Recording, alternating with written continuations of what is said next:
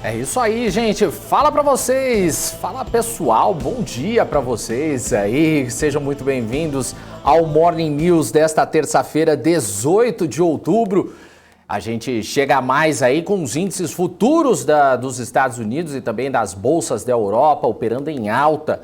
Mesma direção de fechamento da maioria dos mercados asiáticos, com os investidores repercutindo as reviravoltas fiscais no Reino Unido e a espera aí de mais balanços de empresas americanas.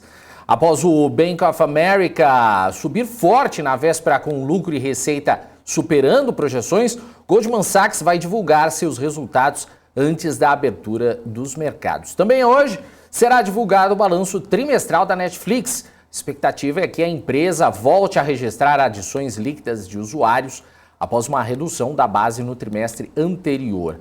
Ainda assim, deve ser um período de queda no lucro da companhia. Bom, vamos lá, que tem números para a gente trazer agora nesta manhã, isso porque os índices futuros dos Estados Unidos operam em alta nesta manhã, ampliando os ganhos registrados no mercado à vista da véspera, com otimismo renovado aí com resultados corporativos acima do esperado e a espera de balanços importantes. Na parte da manhã, Goldman Sachs divulga seus resultados trimestrais, como nós dissemos. Johnson & Johnson, Netflix e United Airlines também vão publicar seus resultados agora pela manhã. Daqui a pouquinho eles devem já estar divulgando esses resultados. Bom, números do Dow Jones agora operando em alta 1,49%. S&P 500 também alta 1,70% e Nasdaq operando também em alta 1,95%. Bom, os mercados europeus sobem ainda repercutindo os impactados das mudanças fiscais do Reino Unido promovidos na segunda-feira. Jeremy Hunt, novo ministro de Finanças do Reino Unido, anunciou ontem a reversão de quase todas as medidas fiscais previstas no plano de crescimento, chamado mini-orçamento, e que ainda não tinham passado pelo crivo dos legisladores no parlamento. Na zona do euro, vão ser divulgados o índice de percepção da economia. Vamos então aos números, começando com o DAX na Alemanha, que opera em alta de 1,33%. CAC na França, alta de 1,02%. FTSE no Reino Unido, com alta de 0,90%. O índice Eurostoxx, com alta de 1,19%. FTSE MIB da Itália, operando em alta 1,76%. São os números da Europa. Bom, mercados asiáticos fecharam em alta em sua maioria, com exceção de Xangai, acompanhando o desempenho positivo registrado nos mercados americanos. A China decidiu adiar a divulgação de vários indicadores econômicos, enquanto lideranças do gigante asiático se reúnem no 20º Congresso do Partido Comunista. Com relação ao câmbio, o iene do Japão tocou aí 149,08 em relação ao dólar e foi negociado pela última vez perto de 149. Vamos aos números aí. Xangai, na China, fechou em queda, 0,13%. Nikkei, no Japão, com alta, 1,42%. O índice Hang-Seng, em Hong Kong, fechou em alta de 1,82% e Kospi, na Coreia do Sul, fechou também em alta 1,36%. Agora as cotações do petróleo, que operam também em queda nesta terça-feira, refletindo o enfraquecimento do dólar, embora o aumento da produção de xisto e os temores de que a inflação crescente possam aí levar a economia mundial a uma recessão limitaram também os ganhos. O dólar caiu em relação a uma cesta de moedas importantes depois que o novo ministro das Finanças do Reino Unido, Jeremy Hunt, cortou grande parte aí do mini orçamento, isso aumentando então o apetite ao risco. Um dólar mais fraco também torna o petróleo mais barato para os compradores fora dos Estados Unidos. O minério de ferro negociado na bolsa de Dalian teve baixa de 0,36% a 95 dólares e 42 centes. Estava falando do petróleo, eles estavam caindo, Olha só, petróleo Brent agora resolveu subir 0,12%, agora 0,13%. E o WTI agora estabilizou. Tudo questão de mudanças aí rapidinho aqui no Morning News. Bom, vamos aos destaques do radar corporativo. Queria começar falando da Vale. Vou trazer aqui na nossa tela, então, o profit da Nelogica, trazendo justamente a Vale aqui. A Vale que deve ter mais um dia positivo na B3 hoje, após subir ontem 1,20%, 1,20% e na casa aqui de R$ 70,67 por ação.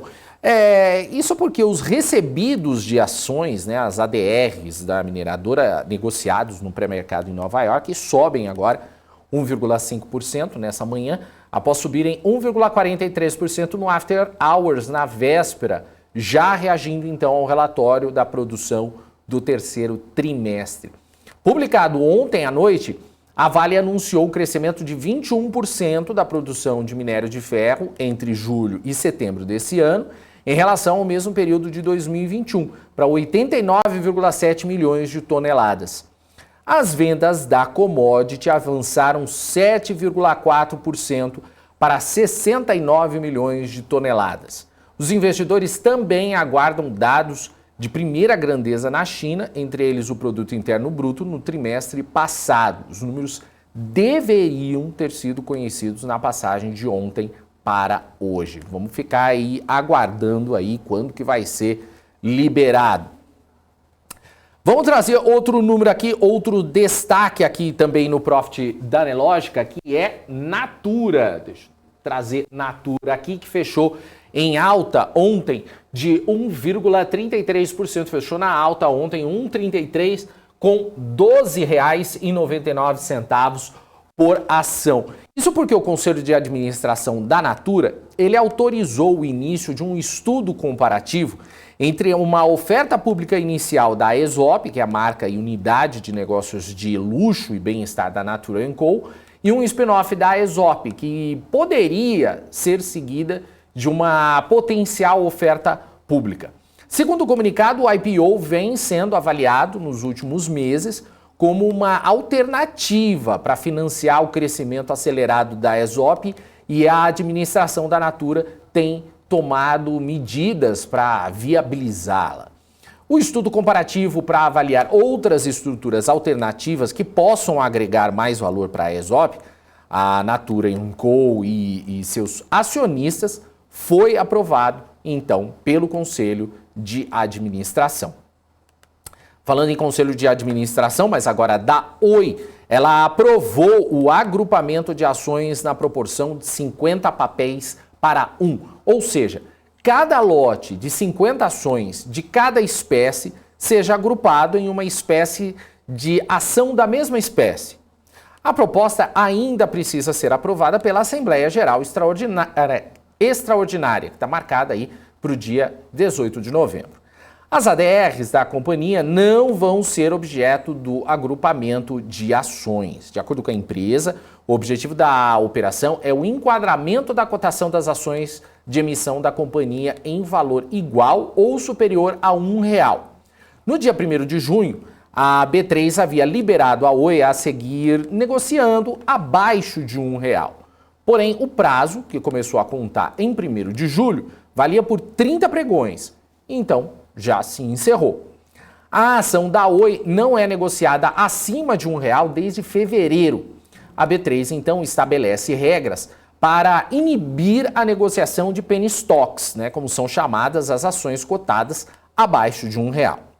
Bom, caso seja aprovado, o capital social da companhia vai passar de 6 bilhões de ações para 132 milhões, sendo que 128,9 milhões ordinárias e 3 milhões preferenciais. Vai ser concedido prazo não inferior a 30 dias para que as acionistas ou os acionistas detentores de ações ordinárias ou preferenciais que desejarem possam ajustar suas posições de ações por espécie, em lotes múltiplos de 50 ações, mediante também negociação na B3, de forma então a permanecerem integrando o quadro acionário da companhia após então a efetivação do grupamento. Bom, a gente traz agora o Marco Saravalli, ele que vai trazer agora o tom do mercado para esta terça-feira. Vamos ver. Fala pessoal, muito bom dia a todos acompanhando aqui os futuros de Nova York nesse começo de terça-feira, apontando para mais um dia de alta nesse momento, os futuros apontando cerca de 1% de alta, o índice de volatilidade implícita, né, o VIX, também vem caindo, querendo furar o patamar de 30 pontos, mostrando que realmente o mundo está passando por um momento de menor aversão a risco, né, as commodities relativamente estáveis, mas o petróleo se mantém, né, aí próximo do patamar de 91, 92 dólares, que é um patamar que a gente fala que é muito bom, já antecipando um pouquinho sobre a temporada de balanço, né, na nossa opinião aqui, setor de commodities, sobretudo petróleo, Petrobras, PetroRio, 3R, devem ser destaques positivos, né, na contramão a gente deve ter o setor de mineração e siderurgia que pode surpreender negativamente, tá? Lembrando que a gente teve queda do minério de ferro e siderurgia cerca de 20%, né, no período, né, e o câmbio, por incrível que pareça, ficou relativamente estável, né, quando a gente compara o câmbio médio do terceiro trimestre de 2022 com o terceiro trimestre de 2021. Então, a gente já alerta a nossa expectativa para a temporada de balanços, mas hoje, particularmente, a gente teve uma surpresa da não divulgação dos dados que estavam programados na China, né, do PIB, sobretudo do PIB e outros indicadores de atividade.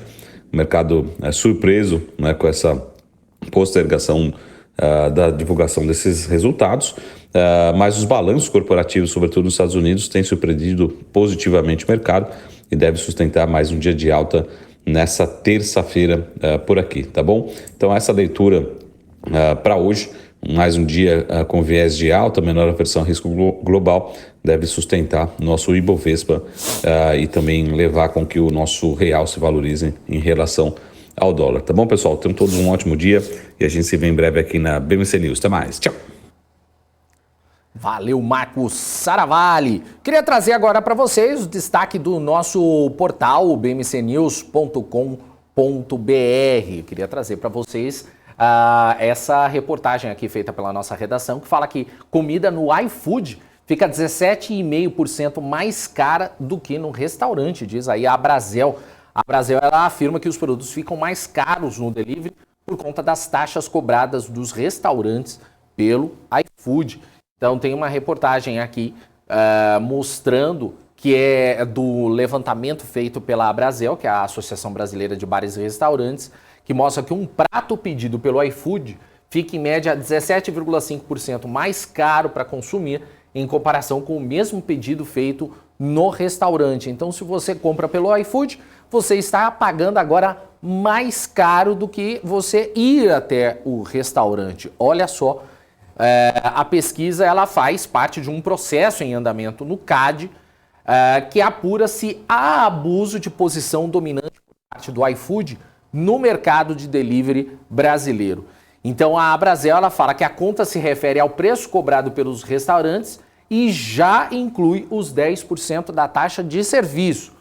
Não considera outras despesas, como a taxa de entrega cobrada pelo iFood ou o gasto de estacionamento que o consumidor pode ter, então, na ida ao restaurante. O iFood ele não divulga quanto cobra em média pela entrega. De acordo com o site da empresa, a taxa mínima paga ao entregador é de R$ 6,00 por rota, sendo que os entregadores recebem R$ 1,50 por quilômetro rodado. A Brasel, então, afirma que os produtos ficam mais caros por conta das taxas cobradas dos restaurantes pelo iFood, que acabam repassadas, então, para o cliente final. Tem uma reportagem, então, inteira aqui com os números desse levantamento da Brasel, que você vê aqui no nosso portal bmcnews.com.br. Você acessa e tem informações, então, atualizadas no nosso portal.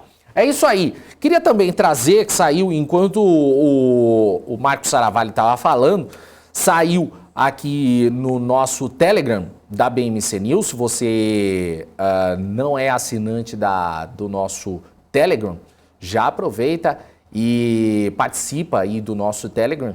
Só você, o pessoal vai colocar o QR Code, que você pode participar e vai ter aí notícias o dia inteiro atualizadas.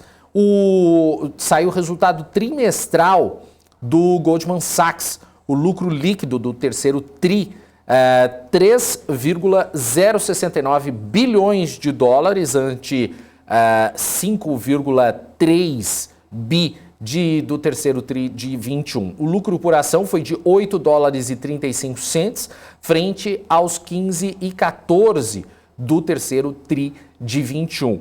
O David Solomon, que é CEO do Goldman Sachs, ele disse o seguinte, olha, os resultados do terceiro trimestre do Goldman Sachs refletem a força, amplitude e diversificação de nossa franquia global. Em um cenário de incerteza e volatilidade nos mercados, continuamos a administrar nossos recursos com prudência e permanecemos focados na gestão de risco enquanto atendemos nossos clientes. É importante ressaltar que estamos confiantes de que nossa evolução estratégica gerará retornos mais altos e mais duráveis e gerará valor de longo prazo para os acionistas. Com o resultado, as ações do Banco Norte-Americano sobem, então, 2,23% no pré-mercado de Nova York. Se você quiser, então, mais informações, acesse o QR Code que está aí na sua tela e você pode participar aí do Telegram com informações, então, atualizadas o tempo inteiro.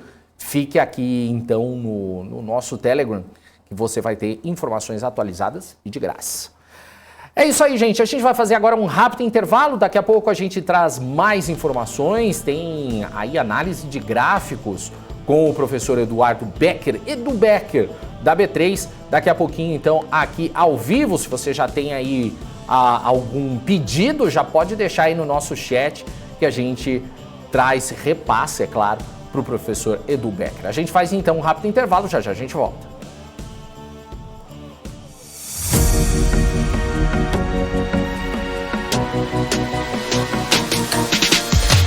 PMC News, informação que gera valor.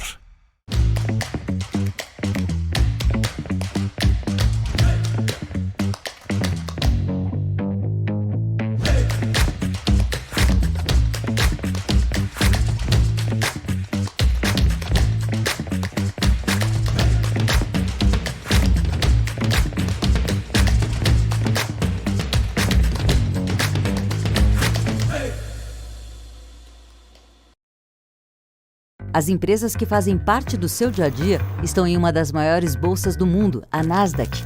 E a boa notícia é que você pode investir nessas empresas diretamente pela Avenue, sua corretora nos Estados Unidos. Com os dados das ações dos Estados Unidos fornecidos pela Nasdaq em tempo real, o cliente Avenue pode acessar diretamente as maiores bolsas do mercado americano.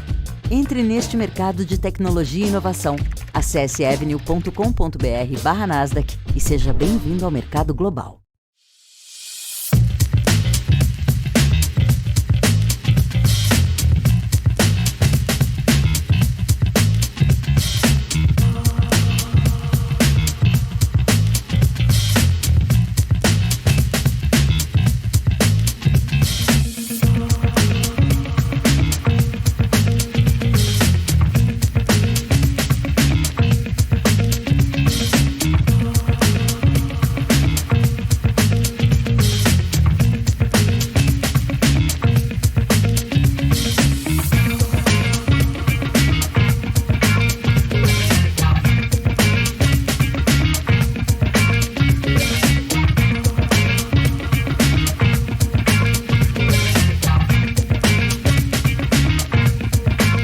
Você está cansado da mesmice? Negociando em plataformas com ferramentas desatualizadas? Falta variedade e funcionalidade?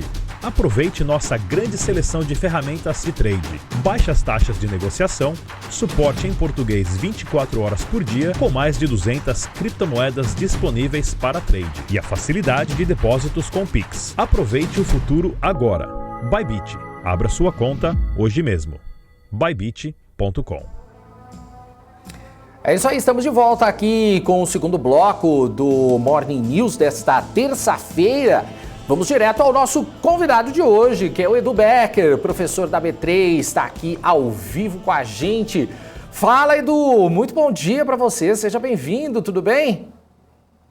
Olá, depois de um longo e tenebroso inverno, voltei. Olha que beleza. Fazia tempo, hein?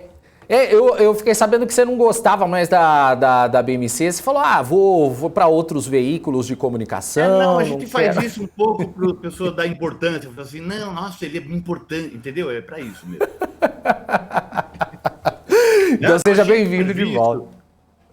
Obrigado. Eu estava cheio de serviço, estava com bastante aula, agora deu uma acalmada aqui, está tempo de voltar às atividades. E aí, tá Boa. tudo bem? Tudo Deborinha, bem. todo mundo? Tudo Ou bem, por aí? tudo A praga do Alexandre tudo Cabral? tranquilo. Tá, essa é uma praga que a gente não consegue tirar Não. aqui, né? Mas vamos lá. Vamos lá. Professor, eu queria começar então falando de Ibovespa, né, que fechou em alta, né, nessa segunda-feira, aí, impulsionado pelos índices americanos, embalado aí pelo início da temporada de balanço. Então vamos lá. Então, para quem não entende nada de gráfico, uma microaula de 15 segundos de gráfico. Um gráfico é feito de barrinhas. Essas barrinhas representam um dia inteiro de negociação. Barrinha verde significa barrinha para cima, dia de alta. O dia começou aqui embaixo, terminou aqui em cima com, se você olhar ali, 5,37%. Barrinhas vermelhas significam dias de baixa, e esses palitinhos que tem aqui embaixo são rejeição, ou seja, o preço desceu, aí entrou gente comprando e forçou o preço para cima de novo. Então, a queda foi rejeitada, ele deixa um rastro na forma de pavio. Dito isso, a gente começa já a entender o que um gráfico está fazendo. Então, se você encolher o gráfico, você percebe que o índice Bovespa ele já vem num processo de queda há um bom tempo, né? Deixa eu pegar a minha ferramenta de desenho aqui. Se você olhar para botar reparo nisso aqui, depois da queda da Covid, deixa eu pegar uma cor melhor aqui. Depois da queda da Covid, o gráfico ele sempre se movimenta em zigue-zagues, né? Subiu e agora ele está fazendo zigue-zague para baixo. Agora, a tendência principal é de baixa. Por quê? Porque esse foi o máximo preço que ele chegou. Aí, esse foi o máximo preço que ele chegou. E agora o máximo preço que ele chegou. Ele não está conseguindo renovar os seus preços máximos. Então, de uma forma geral, a tendência do Ibov ainda é de queda. Vamos olhar agora no micromovimento, no movimento do dia a dia. Então, o gráfico, ele fez esta figura, isto é uma figura importante de análise gráfica, que mostra um descanso para uma possível subida, né? É chamado de bandeira. Toda vez que o mercado faz uma bandeira, ele mostra que talvez ele suba, né? Aqui tem uma micro bandeira e etc. Então, isto é um sinal de que, eventualmente, o mercado subirá. E olha que interessante, o mercado veio aqui, vou mudar de cor, ele subiu e voltou aqui bem em cima da linha da bandeira. Isso é um outro sinal clássico da análise gráfica. Se você estudar análise gráfica, você vai perceber isso. Chama de teste ou troca de polaridade. Ele que tinha como teto essa parte de cima da bandeira, agora, depois que ele rompe, ele volta e ela é um chão. Então, há uma possibilidade bastante forte de o mercado subir e repetir esse movimento aqui, ó. Depois da bandeira, uma subida, depois da bandeira, uma subida, depois da bandeira, uma subida. Então, a perspectiva, lembrando que a análise técnica não prevê futuro, nem a mãe de Ná previu o futuro, quem dirá a análise técnica? A análise técnica trabalha com probabilidade estatística, ou seja, neste momento é mais provável que o Ibov suba do que caia. E aí no micro movimento, a gente percebe que os analistas olham desse jeito. Hoje, dia de hoje, se o Ibov começar a fazer movimentos e negócios acima desse preço, eu vou mostrar qual é o preço já, a tendência, o movimento mais provável é o de alta. Agora, se ele perder essas mínimas aqui, ou até mesmo esse patamar de preço, aí a tendência mais provável é dele continuar o movimento e vir buscar esse chão aqui. Vamos ver que preços são esses. Então, o que o Ibov precisa fazer para subir? Ele precisa começar a fazer negociações acima dos 114.500. Agora, se ele cair aqui para baixo dos 111.585, e principalmente no dia de hoje, ele fechar uma barra, ou seja, a parte colorida ficar abaixo dos 114.450, por aí as chances maiores são dele descer. Então, esses são os cenários possíveis para a Ibov. E o que a gente faz com isso? Bom, a gente se planeja, né? O trabalho de um analista eu traço cenários, vejo para onde o índice pode ir. É que nem planejar uma viagem. Se eu for para lá, a ponte teve quebrada. Que caminhos eu tenho de alternativa? É isso que faz o analista. Então, eu traço cenários e me planejo para aquilo que o Ibov puder fazer. É isso. Boa! Já que você falou de Ibov, vamos falar de dólar também. Dólar, vamos falar do dólar futuro, mercado futuro de dólares, aquele contrato que precifica o dólar no futuro, a expectativa do dólar, nesse caso, o dólar para o dia 31 ou dia 1º de novembro. Então, vamos lá. Dólar também vem no movimento de queda, né? A gente percebe que depois de passar por uma fase de bastante lateralização, e isso aconteceu lá atrás, se você olhar aqui embaixo, você tem as... se você olhar aqui embaixo, peraí que eu tampei o negócio aqui.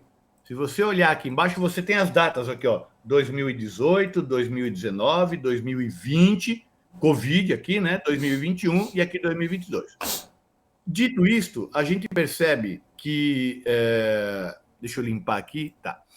A gente percebe que depois de um movimento de lateralização, o dólar fez uma alta e na Covid ele fez uma outra lateralização, que ele ficou meio parado, né? Fazendo o zigue-zague dentro, circunscrito nesse pedaço aí.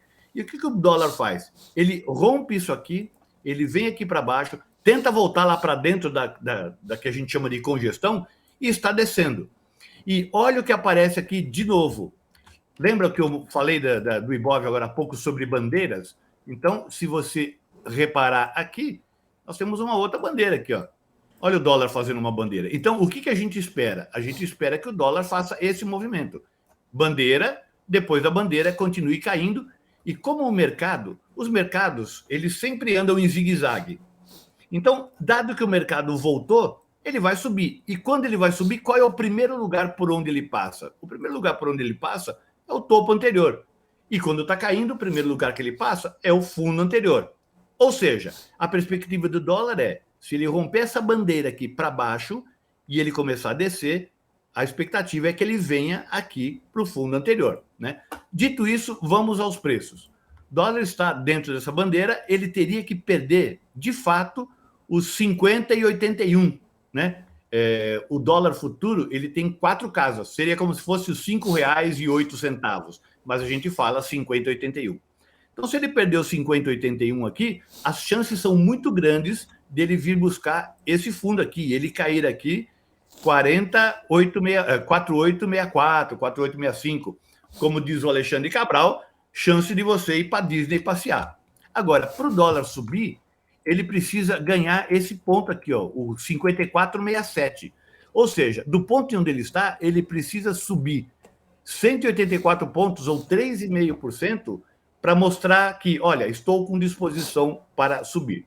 Bom, dito isso, se você olhar o cenário macro, nós estamos em véspera da eleição e o mercado, o cabo soltou aqui, o mercado já precificou os possíveis presidentes, mas normalmente, se você olhar historicamente nos gráficos, toda vez que tem eleição, o mercado fica lateralizado, fica como se fosse uma bandeira horizontal, ele fica de lado, para depois da eleição, ou eventualmente em janeiro, ele começar a andar. Então, independente de quem entrar, ou Lula ou Bolsonaro, primeiro, o Brasil não vira Venezuela se o Lula entrar, porque aqui nós somos muito diferentes da Venezuela. A gente tem condições de crescer, a gente é um país que já está inserido no mercado mundial, a gente não tem só petróleo, tem um monte de coisa. E o Lula não vai fazer nenhuma bobagem para acabar com a economia, porque ele mata a galinha dos ovos de ouro. Então, qualquer que seja o candidato, o Brasil vai para frente, porque nós estamos em melhores condições de superar a crise do que outros países que não têm a experiência e a vivência que nós temos com crises e inflação. Então, eu acredito que o ano que vem será dólar para baixo e bolsa para cima. Boa, professor.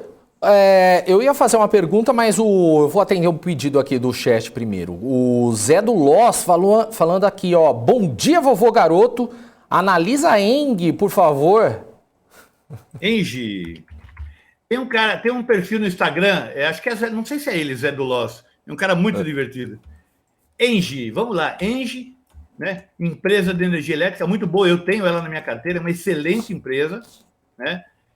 Normalmente, quem tem Engie é para colocar em carteira e ficar com ela para sempre, para receber dividendos, etc., e pegar crescimento. Então, as pessoas ficam felizes quando ela cai, porque você consegue comprar um bom ativo mais barato. Dessa perspectiva, né, a perspectiva do holder, do cara que quer ficar com a Engie, veja, ela fez aqui uma figura, a análise técnica é cheia de gracinhas, né?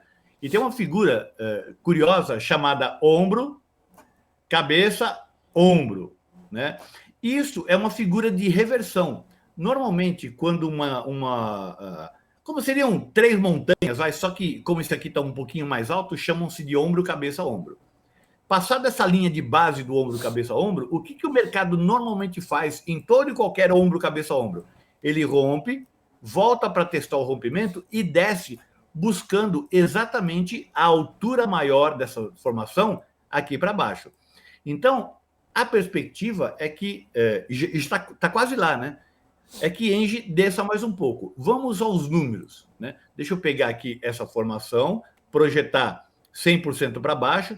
Essa reguinha que eu coloquei aqui, o cor-de-rosa aqui é 50%. Se daqui até aqui 50%, daqui até aqui dá o 100%. Muito bem, a perspectiva é que Engie venha até aqui nos 35,76, se essa formação aqui se der. Então, espera-se que Engie venha mais ou menos aqui para os 35,45, 36. Então, cenário de queda para Engie no momento. Tem alguma coisa que possa interromper essa queda? Tenha. Tem isso aqui, ó, troca de polaridade. Ele bateu aqui e desceu. Quando ele superou, ele voltou aqui e sentou em cima desse topinho aqui. Essa troca de polaridade chama-se suporte. Ou seja, era uma resistência, o preço não conseguia subir, e agora bateu aqui e ela virou um suporte, virou um chãozinho. Algo que pode impedir que o preço desça, e ela está exatamente aqui.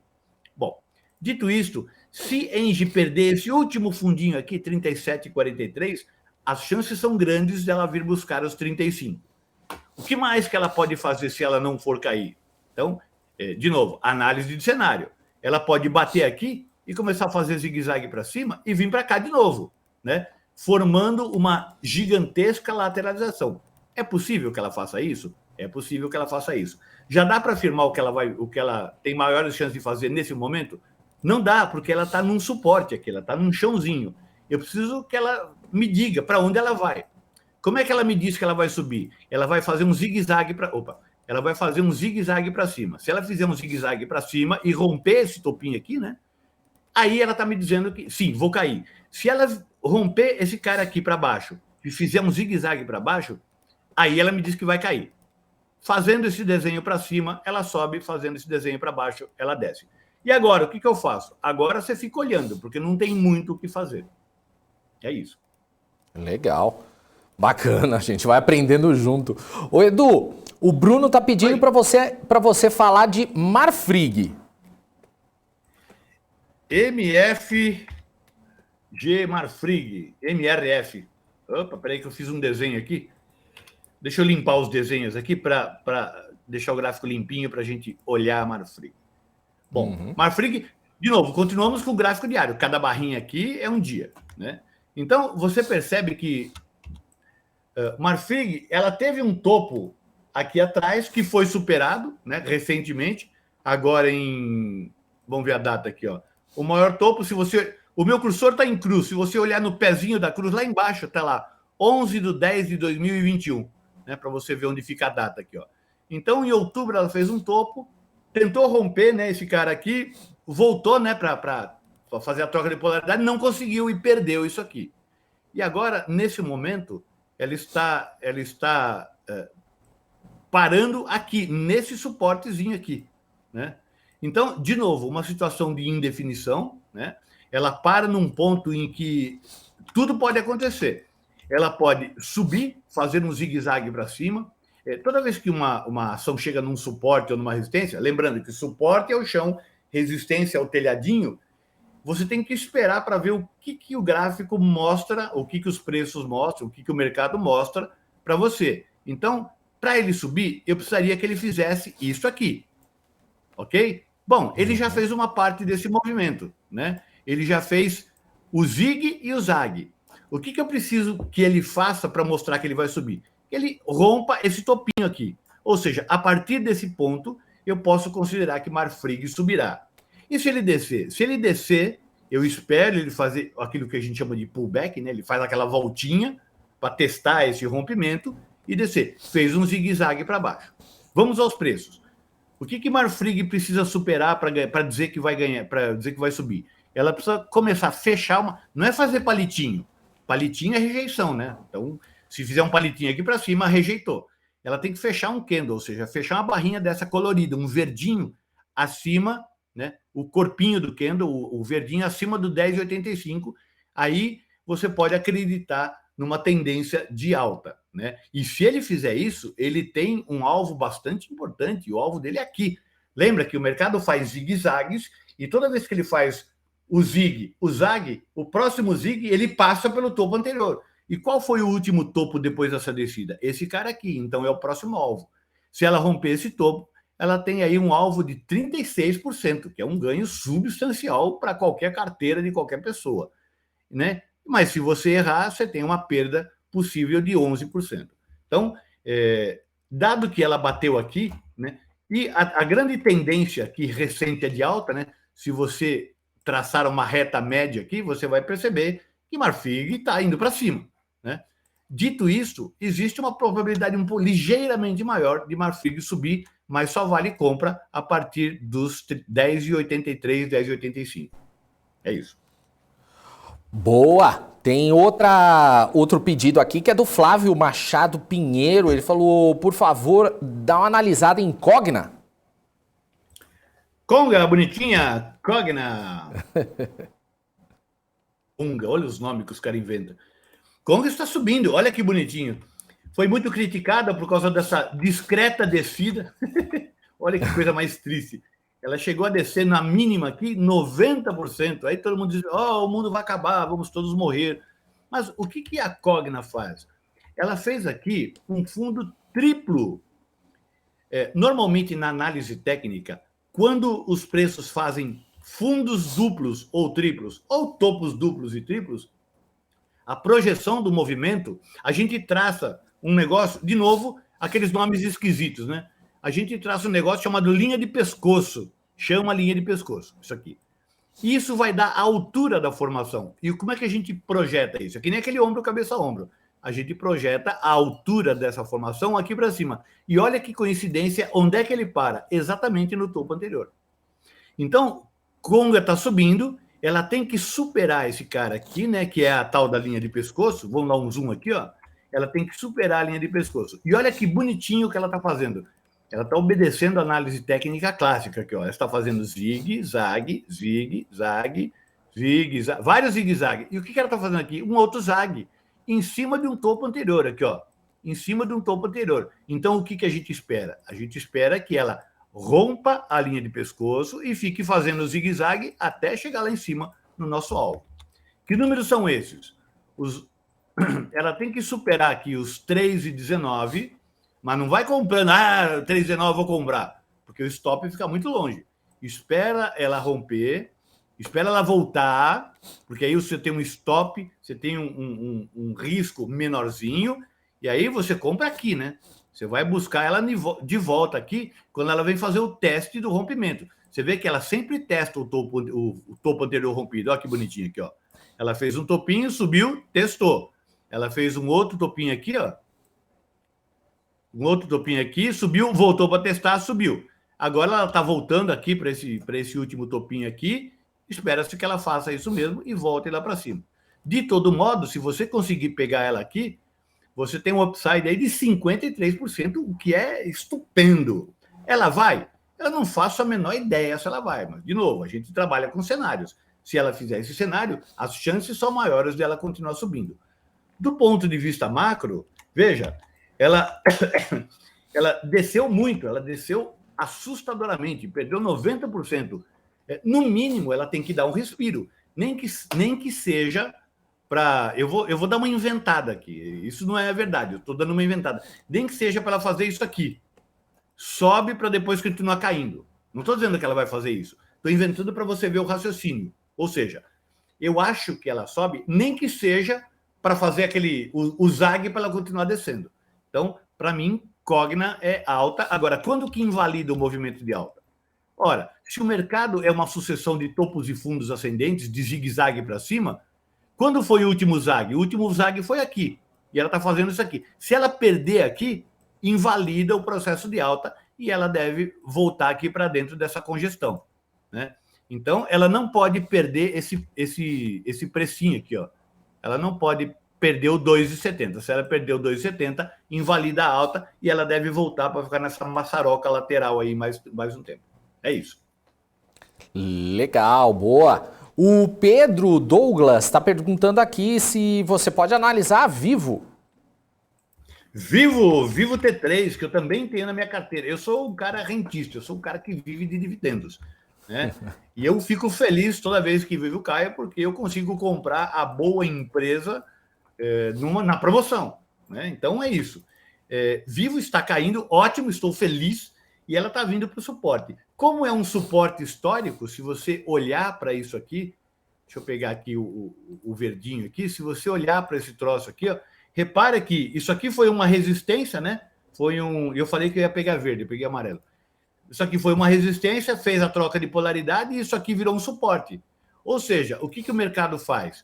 Ele bateu aqui, né? Voltou. Quando ele finalmente rompe, ele volta aqui para testar o suporte, fazer a troca de polaridade, tenta subir, volta de novo. Não deixam passar. Você vê que tem força compradora que não deixa o cara descer aqui para baixo. Se isso é uma verdade, há uma forte possibilidade desses caras aqui voltarem a segurar o preço. Ó, daqui não passa, não vou deixar, não. Tipo segurança de boate, ó, aqui você não passa sem ingresso. Então, há muitas chances de Vivo Telefônica bater aqui para voltar para cá.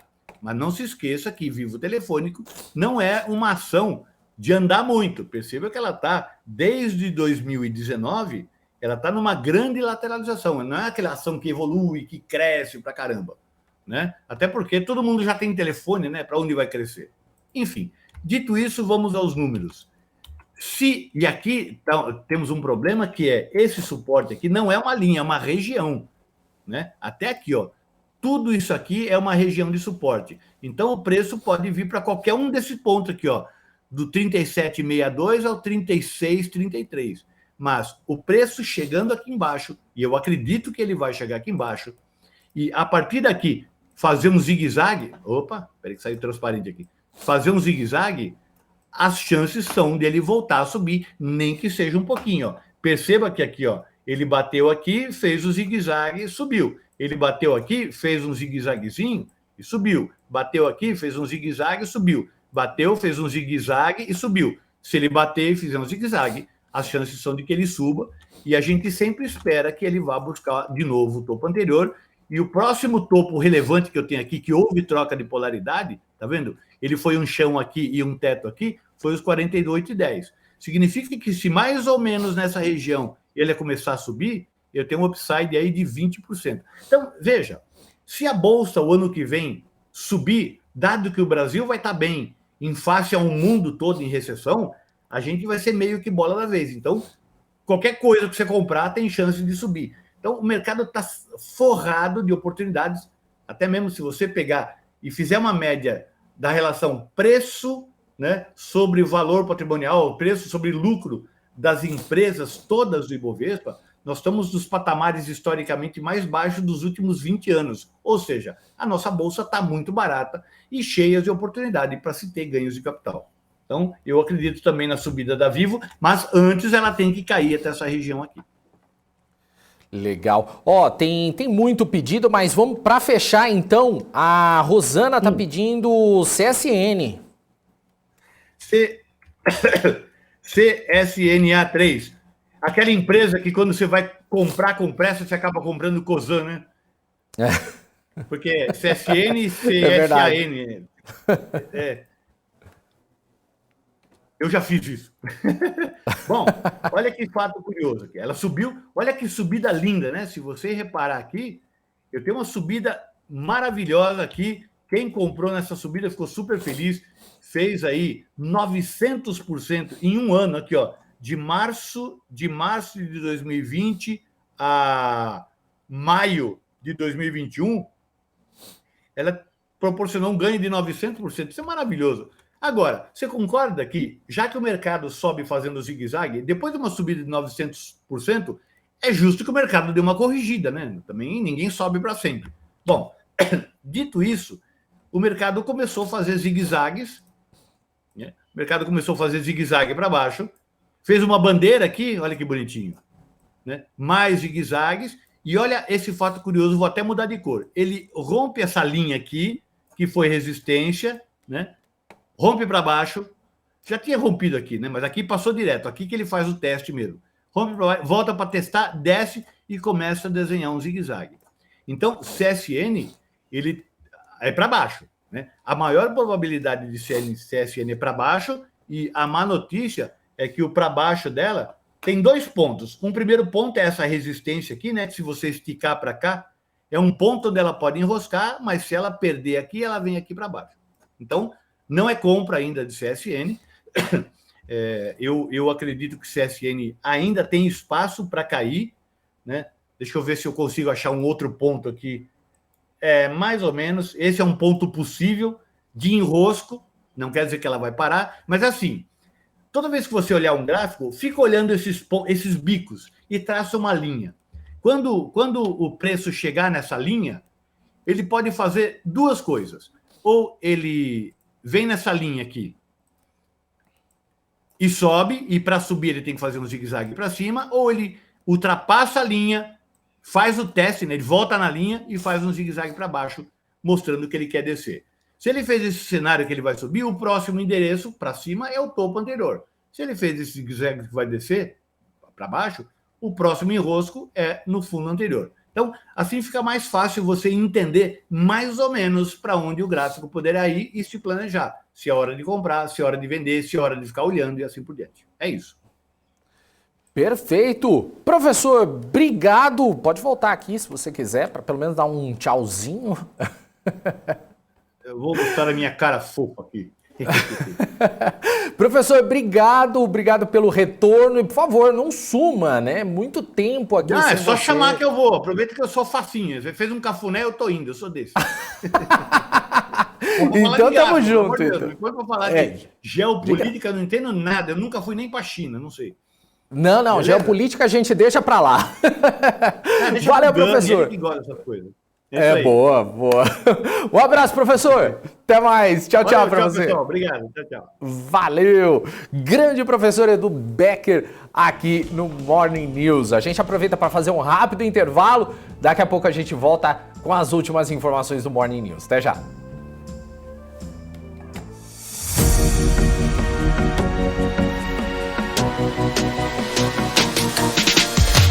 BMC News, informação que gera valor.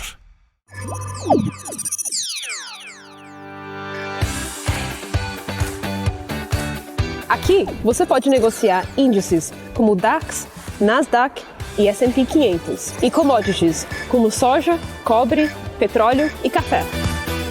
Além de ações e ADRs das maiores empresas do mundo, como a BMW, Google, Apple, Netflix e Disney.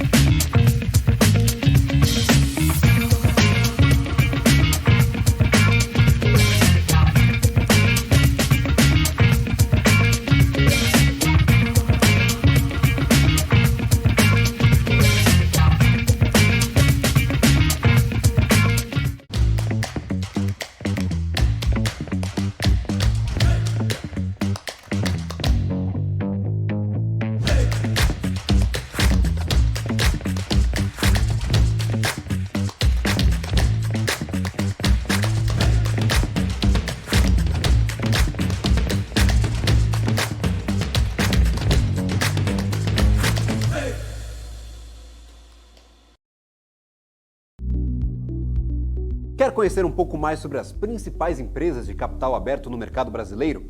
O BMC Business é o lugar certo. Toda terça-feira, a partir das 5h30 da tarde, eu tenho um encontro marcado com você aqui na BMC News. Você está cansado da mesmice? Negociando em plataformas com ferramentas desatualizadas? Falta variedade e funcionalidade? Aproveite nossa grande seleção de ferramentas de trade. Baixas taxas de negociação, suporte em português 24 horas por dia, com mais de 200 criptomoedas disponíveis para trade e a facilidade de depósitos com Pix. Aproveite o futuro agora. Bybit. Abra sua conta hoje mesmo. Bybit.com. As empresas que fazem parte do seu dia a dia estão em uma das maiores bolsas do mundo, a Nasdaq. E a boa notícia é que você pode investir nessas empresas diretamente pela Avenue, sua corretora nos Estados Unidos. Com os dados das ações dos Estados Unidos fornecidos pela Nasdaq em tempo real, o cliente Avenue pode acessar diretamente as maiores bolsas do mercado americano. Entre neste mercado de tecnologia e inovação. Acesse avenue.com.br/Nasdaq e seja bem-vindo ao mercado global. Estamos de volta aqui com o Morning News, só agradecendo o pessoal que mandou os stickers para a gente fazer a análise. Aí não deu para fazer de todo mundo, gente. Peço desculpas porque não deu, mas fique ligado aí que no Morning News amanhã a gente continua fazendo sempre as análises. Então já fica ligado aqui no programa logo pela manhã que a gente já com um novo convidado a gente faz novas análises, tá bom?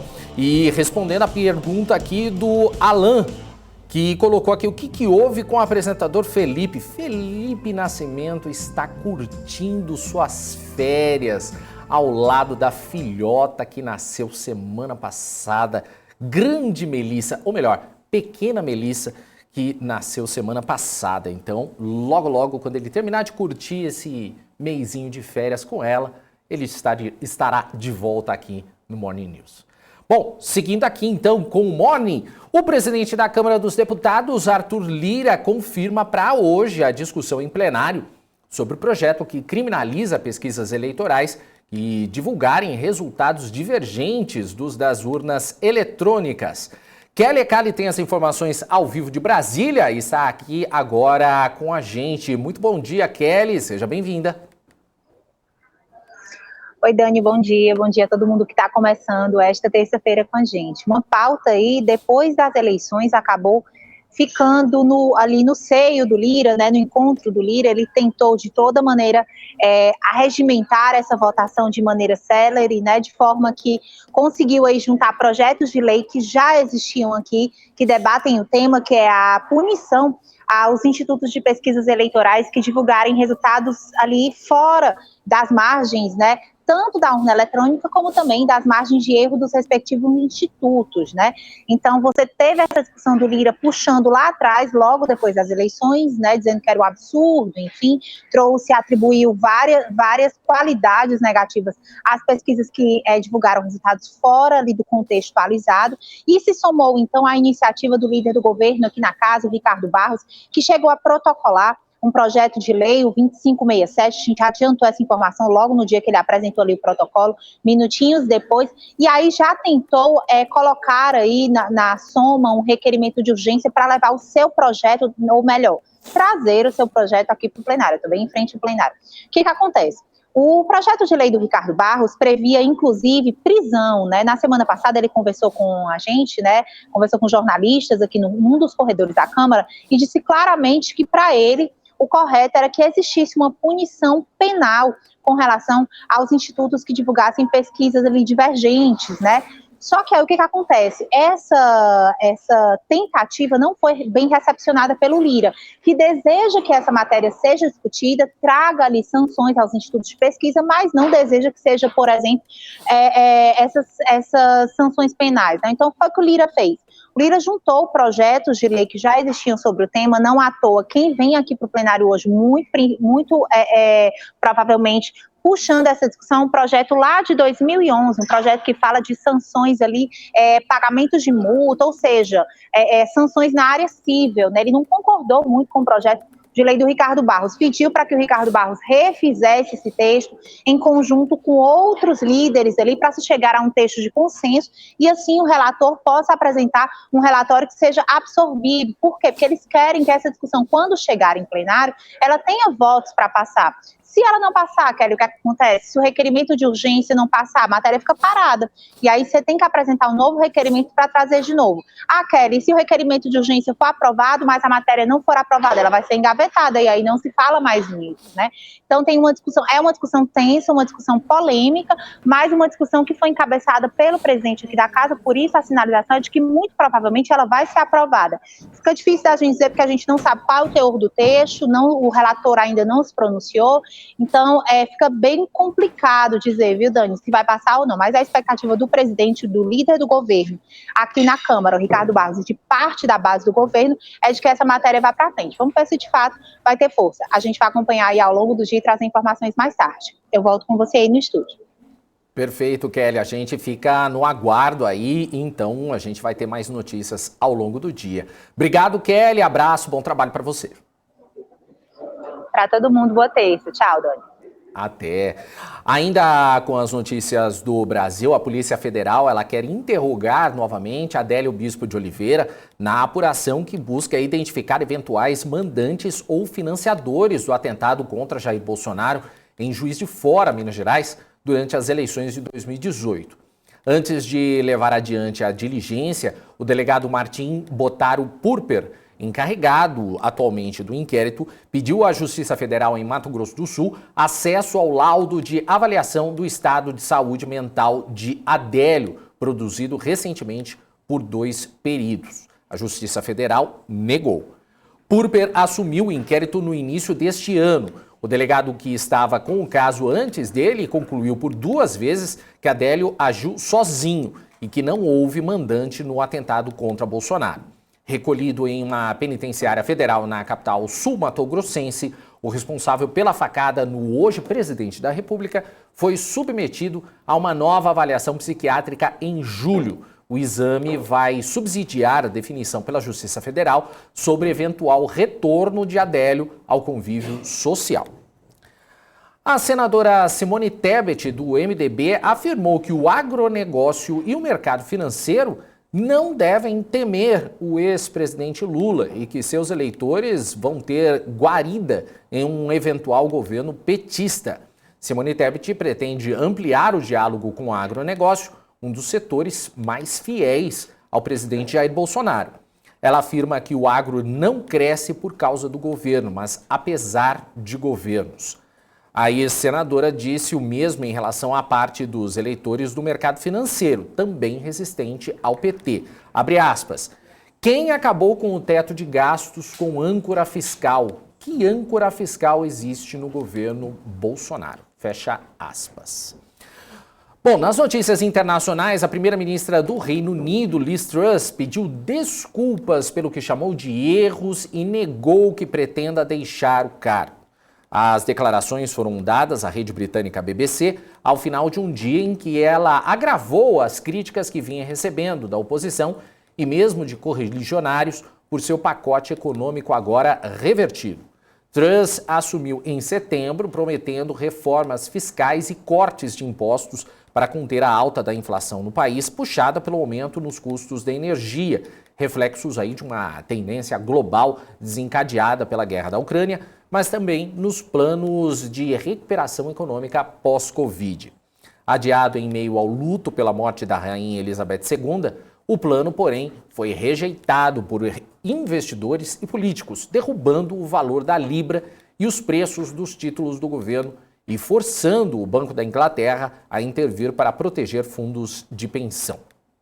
Bom, a reação só começou a ser contida quando Truss anunciou a suspensão do programa fiscal, demitiu o ministro das Finanças, Kwasi Kwarteng, e nomeou para o cargo Jeremy Hunt, aliado de Rishi Sunak, seu adversário na campanha. O novo titular reverteu quase todo o mini orçamento da primeira-ministra e optou por limitar o vasto plano de subsídio à energia, dizendo que o país precisa recuperar a confiança dos investidores e gerar estabilidade. As mudanças nos cortes de impostos planejados levantarão 32 bilhões de libras por ano e cortes de gastos do governo vão ajudar a reduzir um buraco nas finanças públicas. A OTAN iniciou seu exercício anual de simulação de ataques nucleares na Europa. Já a Rússia deve começar sua versão da manobra antes do fim da ação ocidental. Isso já ocorreu antes, mas nunca com um conflito ativo no continente, iniciado pela Rússia, quando invadiu a Ucrânia em 24 de fevereiro. Desde as vésperas da guerra, o presidente Vladimir Putin vem usando a carta nuclear. Fez um exercício de armas estratégicas poucos dias antes da invasão e, quando disparou o conflito, ameaçou quaisquer países que interferissem na sua ação, sugerindo o uso da bomba. No começo da guerra, os Estados Unidos chegaram a cancelar o teste de um míssil intercontinental para evitar provocar o Kremlin, mas depois lançaram 4 de uma só vez. O Ministério das Relações Exteriores chinês pediu que todos os seus cidadãos deixem a Ucrânia devido ao acirramento das tensões, o que levou a especulações em redes sociais acerca do eventual conhecimento de Pequim de algum plano de Putin de empregar armas nucleares. O presidente ucraniano, Volodymyr Zelensky, pediu que suas tropas façam mais prisioneiros, dizendo que isso vai tornar mais fácil garantir a libertação de soldados detidos pela Rússia. Zelensky fez os comentários horas depois que os dois lados realizaram uma das maiores trocas de prisioneiros até agora, trocando um total de 218 detidos, incluindo 108 mulheres ucranianas.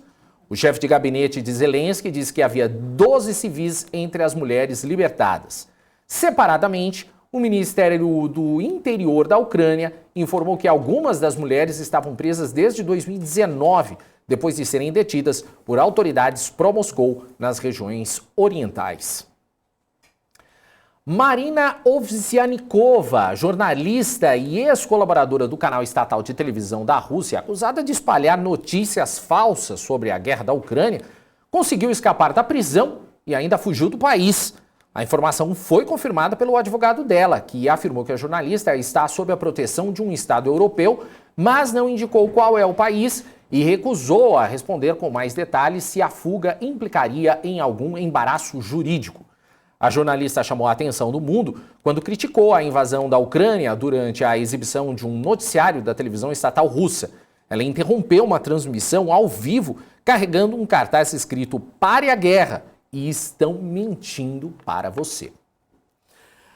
Bom, antes de encerrar o Morning, só queria trazer uma última informação. A gente estava falando do Goldman Sachs agora há pouco e o CEO do Goldman Sachs, o David Solomon, diz que há uma boa chance de recessão e, portanto, é hora de ser cauteloso. Ele disse o seguinte, aliás, acho que é hora de ser cauteloso e acho que se você está administrando um negócio baseado em risco, é hora de pensar com mais cautela sobre sua caixa de risco, seu apetite ao risco, disse então Solomon durante uma entrevista ao vivo na CNBC. Ele disse também, acho que você deve esperar que haja mais volatilidade no horizonte agora. Isso não significa com certeza que temos um cenário econômico realmente difícil, mas na distribuição dos resultados há uma boa chance de termos uma recessão nos Estados Unidos.